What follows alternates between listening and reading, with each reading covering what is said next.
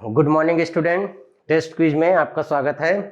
आज का लेक्चर है कक्षा 12वीं के लिए त्रिविमीय ज्यामिति। ये इसका 7वां भाग है। इसमें हम समतल के समीकरण का अंतःखंड रूप देखेंगे एवं समतलों के बीच का कोण। तो जैसे रेखा का अंतःखंड 11वीं में पढ़ेंगे, रेखा का अंतःखंड रूप होता है x upon a plus y upon b equal to 1, जहाँ a व b x और y एक्सिस पर अंतःखंड है। तो वैसे ही समतल का समीकरण लगभग सेम चलता है रेखा जैसे। समतल का क्या है, यदि अंतःखंड ए बी सी है तो समतल का समीकरण होता है x upon a plus y upon b plus z upon c equal to 1। तो जैसे पहला क्वेश्चन में दिया गया है x y z अक्षों पर 2, -3 व 4 का अंतःखंड काटता है, तो इसका समीकरण x upon 2 y upon -3 plus z upon 4 equal to 1। तो 12 का हम इसमें मल्टीप्लाई करेंगे तो 6x minus 4y plus 3z equal to 12 हो जाएगा।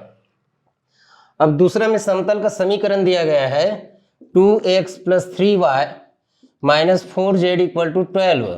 तो अक्षों पर काटे गए अंतःखंड निकालना है। तो बस इधर एक ले आइए, इधर एक लाना है, मतलब इससे तुलना करना है। एक लाना है मतलब 12 का भाग देंगे तो 2x upon 12 plus 3y upon 12 minus 4z upon 12 equal to 1, या x upon 6 plus y upon 4 और plus z upon -3 equal to 1। तो अंतःखंड है अक्षों पर 6, 4 व ऋण 3 का।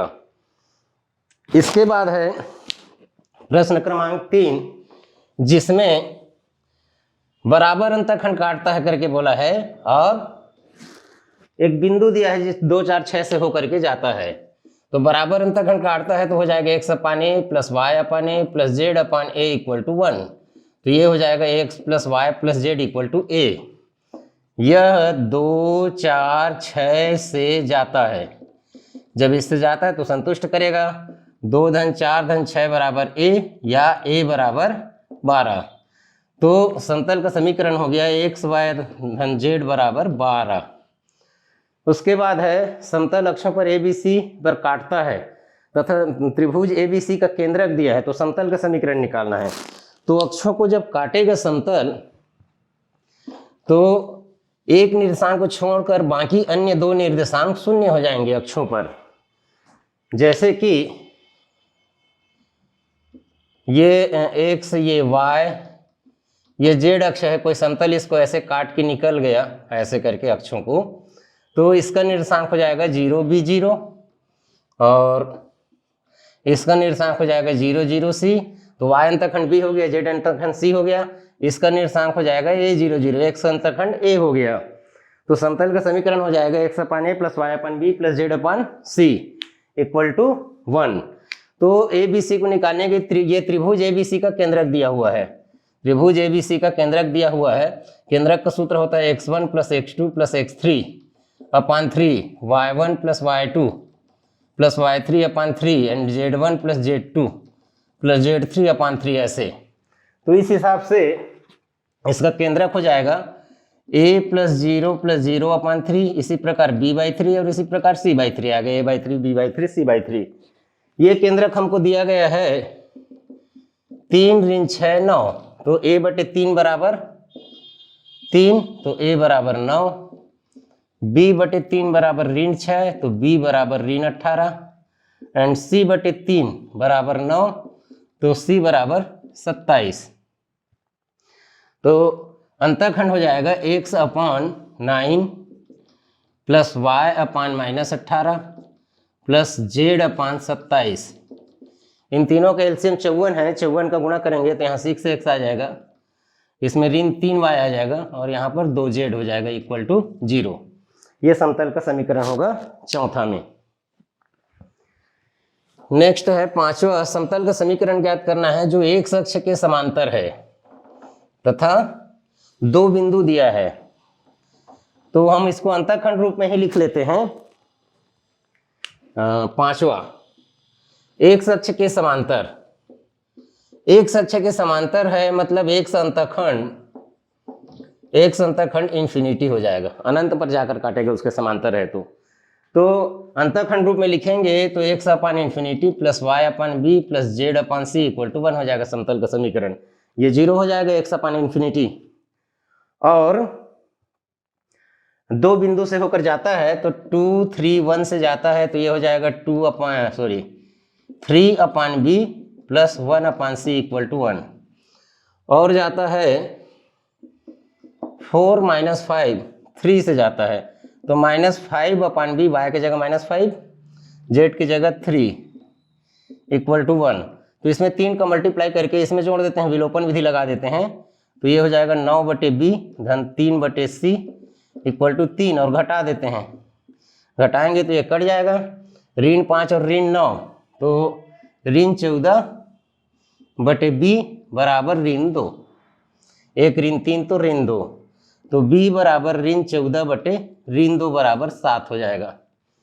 और इसमें रख देते हैं b का मान, तो 3/7 धन 1/c बराबर 1, 1/c बराबर 1 ऋण 3/7, तो 1/c बराबर 4/7, c बराबर 7/4। तो इस प्रकार समतल का समीकरण हो जाएगा y/b यानी y/7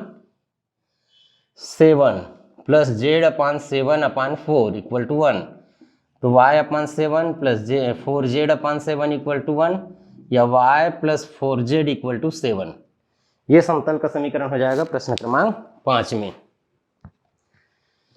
प्रश्न क्रमांक 6 में है समतल, अच्छा समतल के बीच का कोण निकालना, अंतःखंड रूप यहाँ समाप्त होता है। कुछ क्वेश्चन हमने देखा है इसका। अब जैसे इनके बीच का कोण ज्ञात करना है, बीच का कोण ज्ञात करने में हमको देखना है कि जो भी समतल का समीकरण लिखते हैं उसमें क्या क्या यूज करते हैं, इसके आधार पर बनेगा। जैसे समतल का सदिश समीकरण है, समतल का सदिश समीकरण दिया हुआ है 6वां में, r dot 2i - j plus k equal to 6 and r dot i plus j plus 2k equal to something है, मान लीजिए 0। इसके मध्य कोण ज्ञात करना है। तो समतल का जब अभिलंब रूप होता है, समतल का अभिलंब रूप होता है तो क्या होता है कि r dot n equal to a ऐसा करके होता है, r dot n equal to d इस फॉर्मेट में होता है। तो इसका अभिलंब सदिश ये है, इसका अभिलंब सदिश ये है, तो इनके बीच का कोण जो होगा इनके अभिलंबों के बीच के कोण होगा। प्रथम का अभिलंब सदिश n1 equal to 2y - j plus k, दूसरे का अभिलंब सदिश n2 equal to i plus j plus 2k है। तो इनके बीच का कोण निकालेंगे तो समतल के बीच का कोण निकलेगा। इसके लिए n1 डॉट n2 निकालते हैं, तो 2 × 1 2 -1 × 1 -1 1 × 2 2 हो गया, तो ये 3 हो गया। इसके बाद मॉड ऑफ n1 निकालते हैं, √2 - 1 1, तो 4 + 1 + 1 equal to √6। Mod of n2 निकालते हैं, √1 1 और 2, तो 1 + 1 + 4, तो ये भी √6 हुआ। तो इनके बीच का कोण का cos थीटा इक्वल टू होता है n1 dot n2 upon mod of n1 mod of n2, तो 3/√6, तो 3/6 मीन्स 1/2 मीन्स cos 60 डिग्री, तो थीटा इक्वल टू 60 डिग्री। इनके बीच का कोण 60 अंश हो गया। अब कार्तीय रूप में यदि समतल का समीकरण दिया हुआ है, कार्तीय रूप में समतल का समीकरण, तो भी उसके अभिलंब को ही पकड़ना है हमको। सदिश रूप में था तो हमने अभिलंब के समीकरण के द्वारा उसको निकाला। तो देखिए 7वां में समतल का समीकरण है x + 2y + 2z equal to 9 and 2x - y + z equal to 13। तो ये समतल 1 हो गया, ये समतल 2 हो गया। समतल 1 के अभिलंब का दिक अनुपात है ये। एक्स वाई जेड का जो गुणांक होता है वो उसके अभिलंब का दिक अनुपात होता है, ये 1 1 2 है। और समतल 2 के अभिलंब का दिक अनुपात यहाँ 2 - 1 1 ऐसा है। तो इनके बीच का कोण निकालें, ये a1 a2 a3 हो गया, a1 a2 a3 ये बी, अच्छा a1 b1 c1 लेते हैं, a1 b1 c1 a2 b2 c2। तो दिक अनुपात रूप में cos थीटा बराबर a1 a2 plus b1 b2 plus c1 c2 upon under root a1 square plus b1 square plus c1 square into under root a2 square plus b2 square plus c2 square. तो इस प्रकार हो जाएगा 1 into 2 plus 1 into -1 plus 2 into 1 upon under root 1 1 2 है तो 1 plus 1 plus 4, 2 minus 1 1 है तो 4 plus 1 plus 1। तो इनके भी बीच का वही कोण आ गया, लगभग एक जैसे था दोनों। ये 2 4 -1 तो 3 अपॉन रूट 6 तो 1/2, इसका भी बीच का कोण 60 डिग्री आ गया। इस प्रकार समतलों के सदिश रूप और कार्तीय रूप यदि दिया गया है तब हम उनके बीच का कोण को निकालेंगे। ऐसे बहुत सारे क्वेश्चन बुक में रहते हैं, एक एक क्वेश्चन हमने दोनों का बता दिया। अब देखिए इसके बीच के कोण पर आधारित कुछ अन्य चीजें देखते हैं। अगला प्रश्न हम जैसे बता रहे हैं ये परस्पर लंबवत है करके सिद्ध करना है। आठवां में r डॉट 2i माइनस जे प्लस के इक्वल 0 और r डॉट माइनस आई माइनस जे प्लस के इक्वल 0, ये दो समतल हैं तो ये परस्पर लंबवत हैं, तो इनके n1 डॉट n2 करेंगे तो 0 हो जाना चाहिए, यानी 2i माइनस जे प्लस के प्रथम समतल का अभिलंब सदिश ये है और द्वितीय समतल का माइनस आई माइनस जे प्लस के है। तो i से i होगा तो -2, -1 इंटू -1 तो +1, 1 इंटू 1 तो 1 इक्वल 0, इसीलिए क्या है परस्पर लंबवत है। नौवां में लंबवत है तो लेमडा का मान निकालना है। 3x minus 6y minus 2z equal to 7, 2x plus y minus lambda z equal to 5, ये दो समतल हैं। प्रथम समतल के अभिलंब का दिक् अनुपात 3 ऋण 6 ऋण 2 है यहाँ से, और द्वितीय समतल का 2 1 ऋण लेमडा है। यदि ये क्या है लंबवत हैं तो a1 a2 plus b1 b2 plus c1 c2 equal 0 हो जाएगा।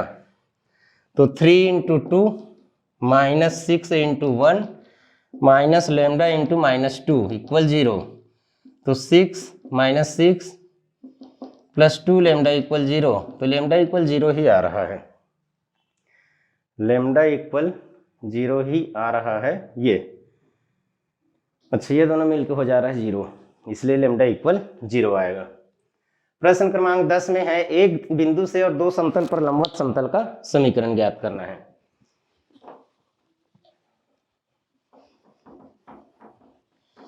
तो समतल के समीकरण का पिछले लेक्चर में हमने देखा था कि एक बिंदु दिया हो और अभिलंब दिया हो तो x माइनस ए प्लस वाई माइनस बी ऐसे करके a into x minus alpha ऐसा टाइप का बनाते हैं, एक बिंदु देता है तो। 10वां समतल -1 3 2 से जाता है, एक बिंदु दिया गया है तो इसका समीकरण हो जाएगा a इंटू एक्स माइनस -1 यानी x प्लस 1 इसको घटाएंगे, plus b into y minus 3 इसको घटाएंगे, plus c into z minus 2 equal 0 होगा। ये होगा जहां a b c उसके अभिलंब के दिक् अनुपात हैं। ए बी सी दिक् अनुपात होता है। अब ये जो समतल है, एक जो हमने लिखा है समतल एक, समतलों दो अन्य समतल दिया हुआ है x plus 2y plus 2z equal to 5 व 3x plus 3y plus z equal 0 पर लंब है, ये दिया हुआ है। ये जो समतल है इन दोनों समतल पर लंब है, तो इनके अभिलंब भी लंबवत होंगे। इसके द्वारा ABC निकलेगा, मतलब ये समतल का अभिलंब और ये समतल का अभिलंब लंबवत है। इसका अभिलंब 1 2 2 है, इसको और डिटेल में लिखा जा सकता है, फेयर में लिखेंगे तो इसका दिक् अनुपात ABC है और इसका अनुपात 1 2 2 है और लंबवत है, तो a1 a2 plus b1 b2 plus c1 c2 0 हो जाएगा। Means a plus 2b plus 2c equal to 0। और तीसरे समतल को लेते हैं, ये भी इस पर लंब है तो इसका दिक् अनुपात 3 3 1 है, तो इनका गुणनफल हो जाएगा 3a plus 3b plus c equal 0। अब वज्र गुणन विधि से हल करेंगे तो a अपान 2 माइनस 6 आएगा, 2 इंटू 1 माइनस 3 इंटू 2। b के अपान में आ जाएगा 3 माइनस 1, c के अपान में आ जाएगा 3 माइनस 6। तो इस प्रकार a upon minus 4, b upon 2 and c upon minus 3 हो गया। हम माइनस से इनका सब में मल्टीप्लाई कर सकते हैं, a upon 4, b upon minus 2 and c अपान 3। इसको लेमडा के बराबर करेंगे तो a बराबर 4 लेमडा, b बराबर माइनस 2 लेमडा और c बराबर 3 लेमडा आएगा। इसको समीकरण 1 में रखेंगे, a बराबर 4 लेमडा x प्लस 1, b बराबर माइनस 2 लेमडा, फिर y माइनस 3 और c बराबर 3 लेमडा, फिर z माइनस 2 इक्वल 0। सब में से लेमडा कॉमन ले लेंगे और सब ब्रैकेट को सॉल्व करेंगे। लेमडा पहले कॉमन लिए तो 4 और इसका मल्टीप्लाई होगा तो 4x प्लस 4, माइनस 2 का होगा तो माइनस 2y प्लस 6 और 3 का होगा तो प्लस 3z माइनस 6 इक्वल 0। तो लेमडा 0 तरफ जा करके ट्रांसफर होकर के 0 हो जाएगा। 4x minus 2y plus 3z, 6 minus 6 cut गया तो प्लस 4 इक्वल 0। ये समतल का समीकरण है। प्रश्न क्रमांक 10 में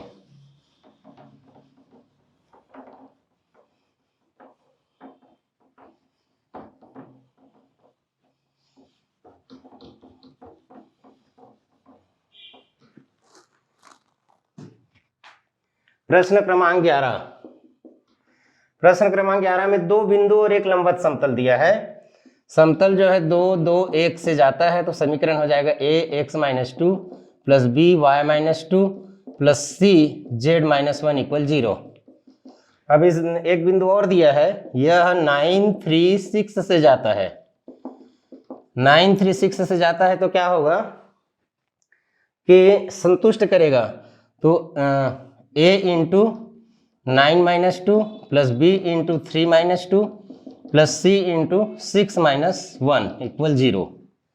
इस बिंदु को संतुष्ट करा दिए तो 7a plus b plus 5c equal 0। और दूसरा है कि 2x plus 6y plus 6z equal to 1 पर लंब है। 1 पर लंब है तो इसके अभिलंब की द्विघात अनुपात ABC है और इसके अभिलंब की द्विघात अनुपात 2, 6, 6 है। तो हम क्या करेंगे, इसको दोनों के गुणन लंबवत होने की वजह से a1 a2 plus b1 b2 plus c1 c2 0 हो जाएगा, यानी 2a plus 6b plus 6c equal 0, या फिर a plus 3b plus 3c equal 0। पहले समीकरण को इसके नीचे में लिख लेते हैं, 7a plus b plus 5c equal 0। वज्र गुणन विधि लगाएंगे, a के अपान में लिखेंगे तो 15 माइनस 3, 3 इंटू 5 15 माइनस 3, b के अपान में 21 माइनस 5, ये 21 माइनस 5, c इक्वल टू हो जाएगा 1 माइनस 21। तो इस प्रकार a upon 12 equal to b upon 21 minus 5 मतलब 16 and c upon 1 minus 21 means minus 20। 4 से डिवाइड करेंगे तो a upon 3, b upon 4, c upon minus 5 equal to lambda ले लेंगे तो a की जगह 3 लेमडा, b की जगह 4 लेमडा और c की जगह माइनस 5 लेमडा इस समीकरण में रखेंगे। 3 lambda x minus 2 plus 4 lambda y minus 2 minus 5 lambda z minus 1 equal 0। Lambda को कॉमन ले लेंगे और इसको मल्टीप्लाई करेंगे तो 3x minus 6 plus 4y minus 8 minus 5z plus 5 equal 0। Lambda 0 तरफ चला जाएगा, 3x plus 4y minus 5z। अब माइनस 6 माइनस 14 प्लस माइनस 9 आ जाएगा इक्वल 0। ये समतल का समीकरण होगा। नेक्स्ट देखते हैं प्रश्न क्रमांक 12। प्रश्न क्रमांक 12 में हमको समतल दिया, समतल का जोड़ा दिया हुआ है पेयर। हमको ये जानना है कि कौन सा लंबवत है कौन सा समांतर है, और यदि लंबवत और समांतर दोनों नहीं है तो उनके बीच का कोण क्या है।